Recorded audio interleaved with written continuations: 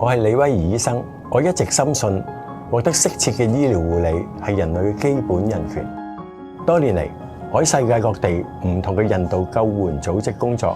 喺千禧年開始，我去咗國內偏遠山區嘅麻風村同埋愛滋村，之後去咗唔同嘅亞洲同埋非洲貧困嘅國家進行義務手術同埋教學嘅工作。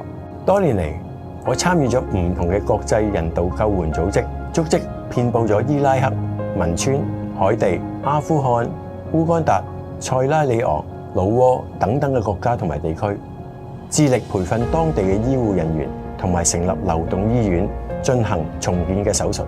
我印象最深刻就係喺伊拉克遇見一個喺爆炸之中失去咗雙親，自己亦都嚴重燒傷同埋骨折嘅細路仔。